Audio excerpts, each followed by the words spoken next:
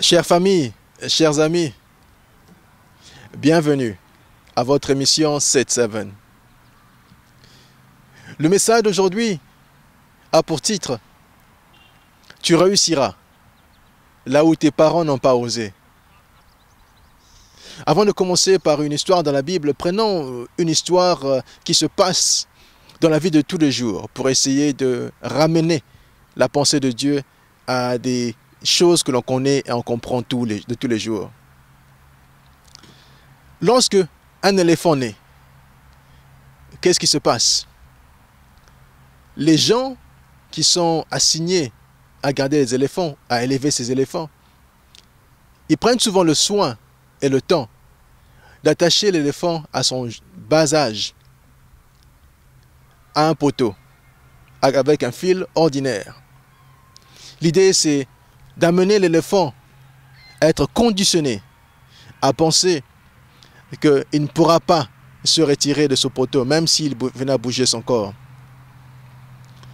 Ce qui se passe, c'est qu'après quelques années, même à l'âge adulte, lorsqu'il a la force, les muscles de pouvoir s'arracher du poteau, il ne le fait pas.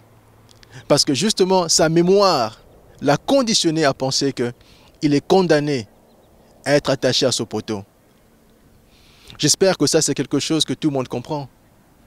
Et c'est de ça que je voudrais commencer notre mission de ce soir. Comme je le disais, un éléphant est conditionné à penser que, en étant attaché à un poteau, sa vie est déterminée par le bout de fil auquel il est attaché. En rentrant maintenant dans la Bible, qu'est-ce qu'on voit? On voit l'histoire d'un homme comme Abraham, que Dieu comprend et voit dans le fil auquel il est attaché. Le fil, c'était lequel? C'était le fil familial, qui faisait en sorte qu'il se voyait béni dans le contexte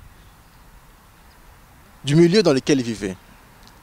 Il se voyait béni dans le contexte de la famille au sein et au milieu de laquelle il vivait.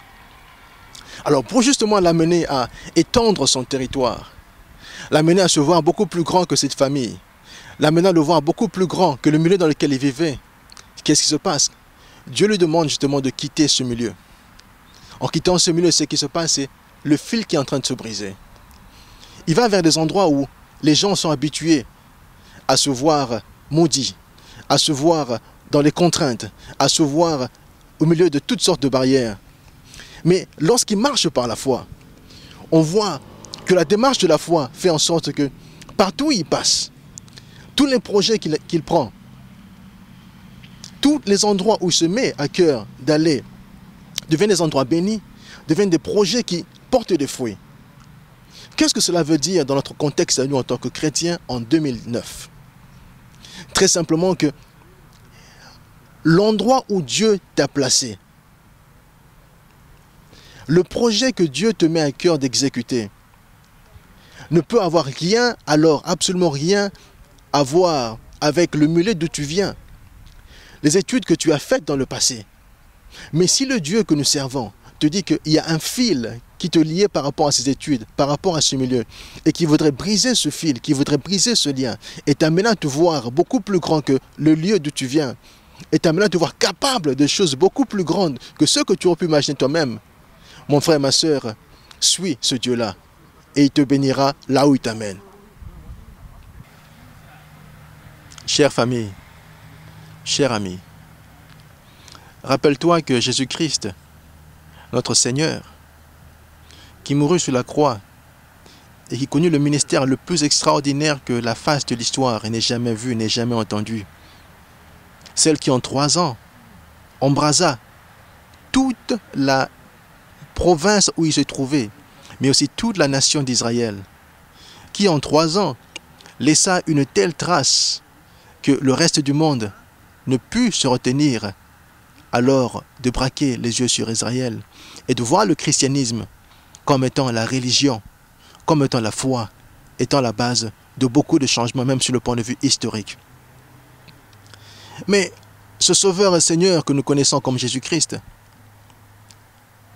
son ministère qu'il a commencé à 30 ans, avait-il, avant de commencer, les qualifications d'un ministre de Dieu? Avait-il les qualifications pour être le prédicateur de feu qu'il fut? Avait-il les qualifications pour être l'évangéliste qui embrasait les villes et les endroits, les villages par lesquels il passait? Avait-il justement cette prédisposition-là? Avait-il dans sa famille, dans sa lignée, une quelconque référence historique pour dire que cet homme serait le guérisseur qu'il fut? L'histoire est là, les traces sont là, absolument pas du tout, bien au contraire. S'il devait se référer à la lignée familiale, il aurait dû être un charpentier. Mais cet homme ne fut pas charpentier, car l'appel qu'il sentait sur lui était plus grand que l'histoire de sa famille. Mon frère, ma sœur, comme notre Père Abraham, le Père de la foi chrétienne, comme notre Seigneur et Sauveur Jésus-Christ, le Seigneur t'appelle à te voir beaucoup plus grand que le fil qui te liait, le lien qui te liait par rapport à ta famille. Tu peux et tu vas accomplir de grandes choses. Mais le tout, c'est de commencer. Commencer comment? Comme un sportif qui voudrait se remettre justement dans le bain, qui voudrait commencer justement les entraînements. Le tout, c'est de commencer petit à petit. Ne pas attendre demain, mais commencer quand Dieu t'appelle à commencer. Enlève ton costume. Enlève ces costumes qui te bloquent. Porte les habits que Dieu t'appelle à porter. Aussi, c'est l'inverse. Enlève ces habits de tous les jours et porte le costume que le Seigneur t'appelle à porter. Et commence ton ministère. Commence ce que Dieu t'appelle à commencer. Et le reste sera absolument une certitude. C'est laquelle? Tu seras béni dans le travail que tu feras. Et l'œuvre que tu accompliras, comme Abraham, sera beaucoup plus grande que le succès que Dieu aurait réservé à tes parents avant toi. Ose comme Abraham. Avance comme Jésus-Christ. Et la suite, tu la connais. C'est la réussite assurée. Chère famille, chers amis, nous voilà là arrivés au terme de cette émission, de ce message intitulé « Tu réussiras là où tes parents ont échoué, là où tes parents n'ont pas osé ». Je sais, en mon fort intérieur, que ce message t'a béni. Et jusqu'à ce que nous puissions nous retrouver dans les jours à venir, j'espère simplement qu'on pourra aussi, entre-temps, rester connecté par la voie du courriel ou encore par la voie du téléphone, si cela te tente. Mais je sais aussi une chose, que tu resteras béni jusqu'à ce moment-là. Toutes les bonnes choses, dans le nom de notre Seigneur Jésus-Christ, et à nous revoir très bientôt. Au revoir.